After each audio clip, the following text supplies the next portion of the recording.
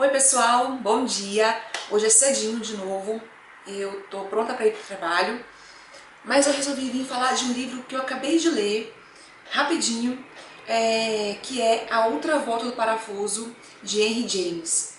Eu li esse livro no Kindle e a capa dele é essa aqui. A capa que eu tenho, né? Esse livro já teve várias edições e eu vou colocar aí pra vocês a capa que a gente encontra no mercado hoje. Bom, gente, o que aconteceu com esse livro? Eu tava procurando, eu vou viajar daqui a 2 semanas e vou entrar de férias e eu tava procurando alguns livros para colocar no Kindle, porque eu só vou levar ele para viagem. E eu entrei num blog de uma pessoa e estava lá disponível para baixar esse livro e ele escreveu assim embaixo: um dos melhores livros que eu já li. Pronto, aí eu fiquei com muita vontade de ler, né? Já baixei na hora e claro que eu não consegui esperar para ler na viagem, eu já li logo. Henry James escreveu esse livro em 1889. Ele era americano, mas na época da Primeira Guerra Mundial ele se naturalizou inglês, britânico. E escreveu vários contos, novelas, romances, críticas, escrevia para os jornais. E ele era estudante de Direito de Harvard, só que ele largou tudo para se dedicar à literatura e escreveu um monte de coisa bacana aí. Bom, A Outra Volta do Parafuso é um livro de terror psicológico e eu vou repetir aqui as palavras da Tati Feltrin, de um vídeo que ela fez sobre os filmes de terror que ela mais gosta, que ela indica. Ela diz o seguinte: que filme bom de terror tem que ter ou espírito ou demônio. E eu concordo com a Tati, e esse livro aqui tem uma dessas duas coisas que eu vou contar pra vocês agora. Bom, esse livro aqui, A Outra Volta do Parafuso, ele começa de uma forma bem clichêzona, assim. Um grupo de amigos, numa noite fria de Londrina, estão em volta de uma fogueira contando histórias de terror. Daí um dos personagens, eu acho que é o Douglas, ele fala o seguinte: eu vou contar pra vocês a história de terror mais monstruosa que vocês já ouviram em toda a sua vida. É uma história real que eu recebi nos manuscritos há muito tempo atrás e eu vou ler pra vocês. Então, a gente já começa assim, curioso, né, pra saber qual que é essa maior história de terror que ele já viu. Pois bem, quando ele começa a ler o manuscrito, esse manuscrito, essa história, a gente passa como se fosse um filme mesmo. Corta a cena do cara lendo e vai para a cena real do livro, da história, né? Então, essa história começa a ser narrada por uma pessoa, uma mulher, que a gente não sabe quem é, não sabe o nome dela, tá? E ela, numa entrevista de emprego com um cara muito charmoso, muito atraente, por quem ela se apaixona instantaneamente, né? O livro, não se esqueçam que o livro foi escrito em 1889, então as mocinhas, elas eram muito recatadas e tinha toda aquela coisa de galanteio, né? Aquela coisa toda. E ele joga todo o charme que ele tem em cima dela para convencê-la a aceitar o emprego. O que seria esse emprego? Ele tem 2 sobrinhos órfãos que moram numa mansão dele, numa cidadezinha ou numa regiãozinha no interior da Inglaterra chamada de Bly, ou Bly, eu acho que é Bly. Se escreve B-L-Y, eu acho que é Bly, não sei, gente. E ele fala que ele não tem como cuidar desses sobrinhos, apesar de ele ser muito rico, ele não tem como cuidar, ele não quer se importar com elas.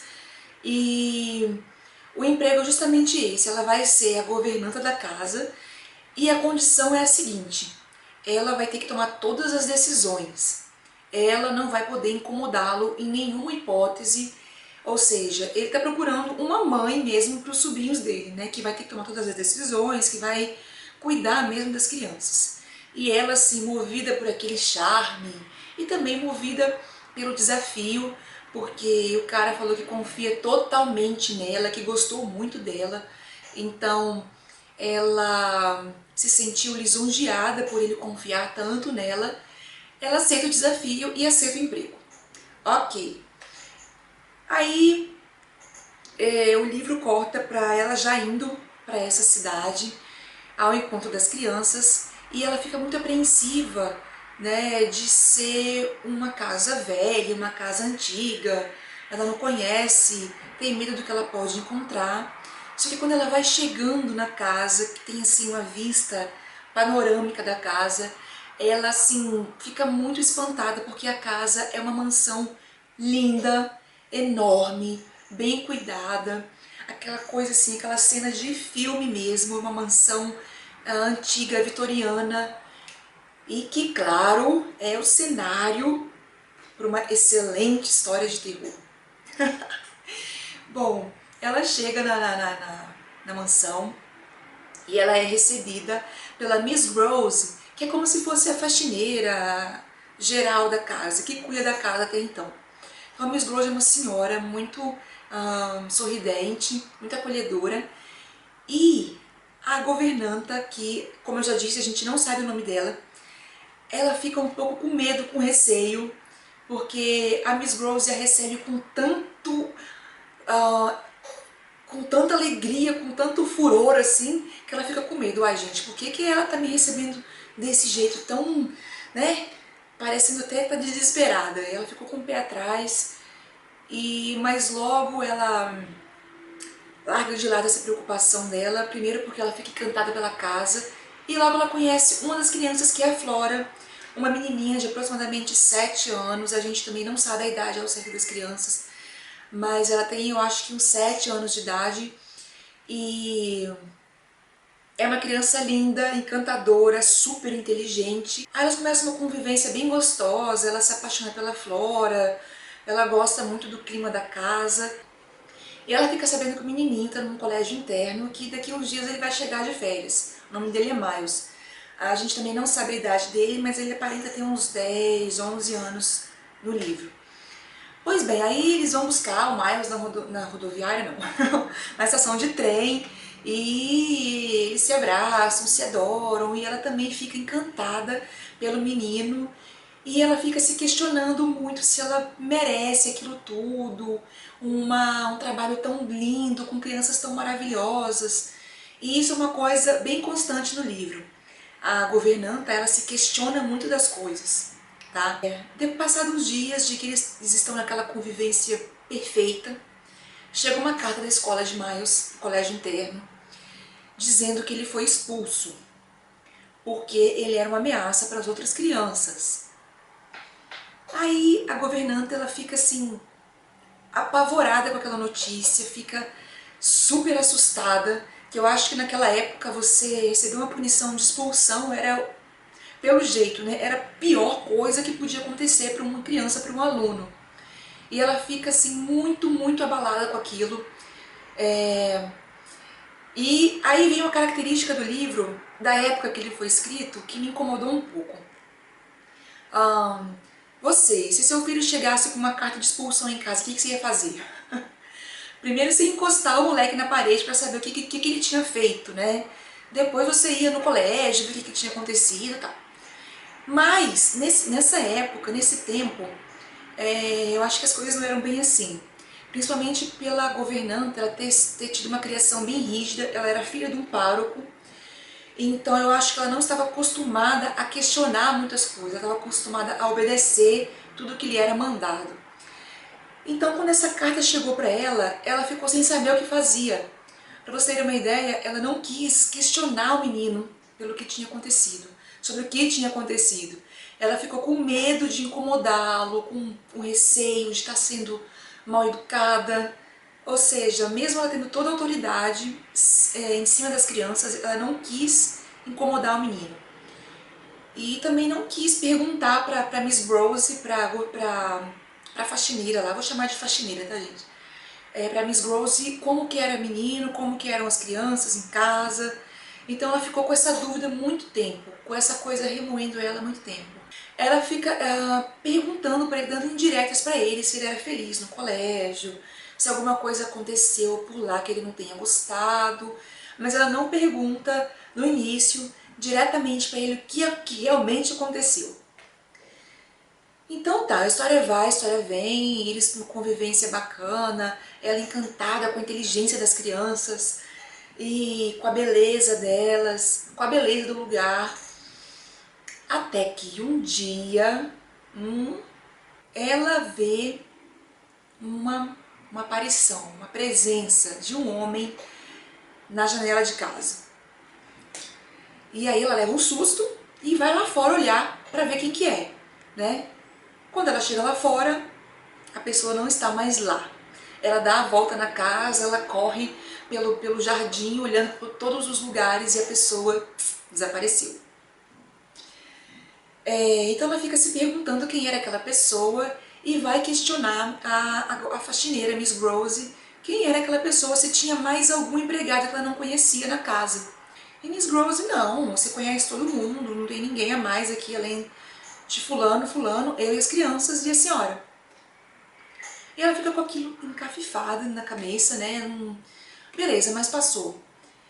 Daí alguns dias ela brincando no lago, na propriedade com as crianças, ela tem outra visão, aí sim uma visão mais assustadora, de uma mulher do outro lado do lago, uma imagem mais assim, mais forte.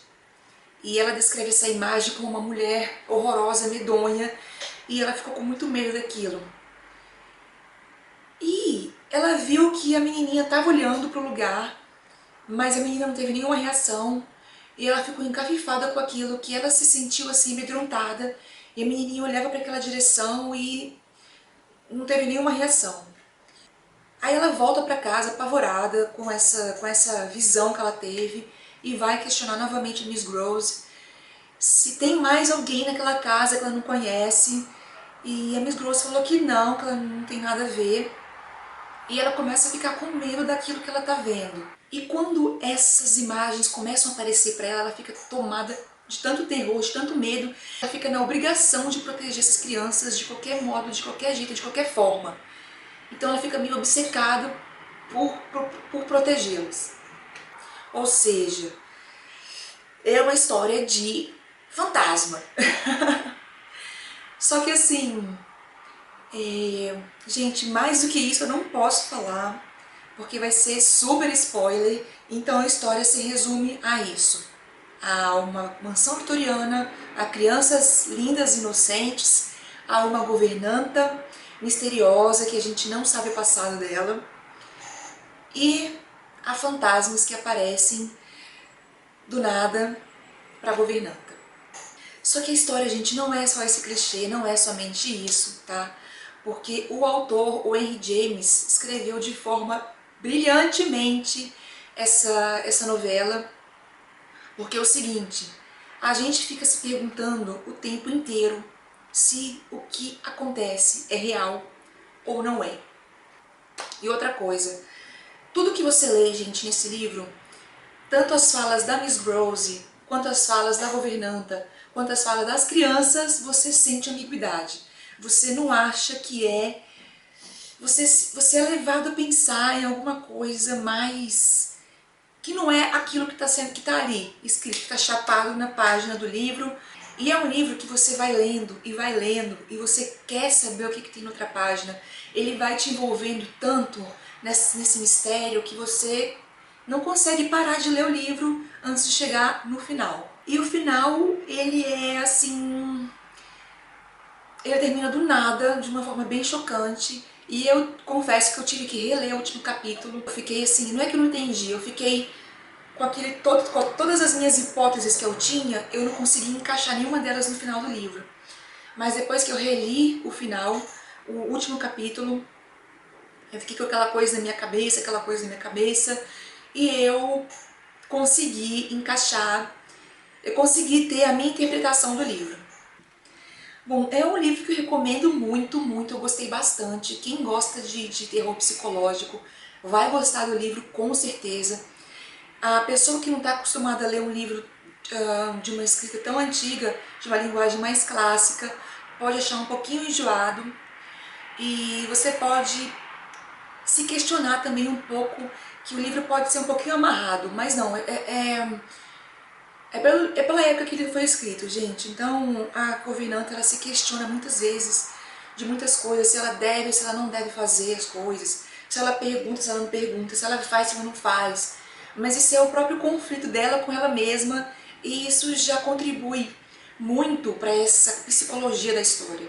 Porque ao mesmo tempo que ela pensa com ela mesma, você se pega lá se julgando se aquilo é real ou se não é, se você acredita nela ou não, se você acredita nas crianças, se tem alguma coisa de malícia naquelas crianças, se a governanta, se a faxineira Miss Rose esconde alguma coisa. Então é uma história de terror psicológico mesmo, onde nada é explícito, onde nada é totalmente contado, você fica em dúvida o tempo todo, né? E é muito legal, os diálogos são muito bem construídos para te deixar nessa dúvida, tá? E como esse livro é bem ambíguo, o escritor ele deixa várias margens para várias interpretações. Então eu acho que por isso que essa obra é considerada assim uma das grandes histórias de terror, de suspense que já foi escrito em todos os tempos. Eu recomendo muito esse livro, tá?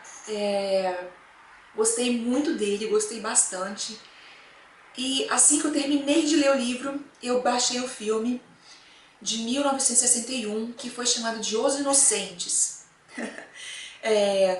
O título ele já é bem tendencioso, diferentemente do livro, que te deixa sem saber o que pensar direito. O filme é bem tendencioso e ele segue uma linha até o final, desde o início até o final. Ele te deixa um pouquinho de dúvida no meio do caminho, mas no final ele te leva a uma única linha de pensamento. O filme é excelente, tá? Ele é em preto e branco e o jogo de luz e sombra dos filmes preto e branco é muito bom e desse não é diferente. Eu gostei muito do filme, eu recomendo também o filme depois da leitura do livro, claro. Mas se você quiser só ver o filme, é bacana também, a gente pode ver. Eu vou colocar a capa do filme aí pra vocês verem. Então assim, mas se você for ver só o filme, saiba que ele é bem tendencioso para aquilo. Ele não vai te fazer pensar, não vai te fazer ter essa aura de ambiguidade que o livro tem. É um excelente filme, eu gostei bastante, mas é um filme que já te entrega tudo assim, mais ou menos.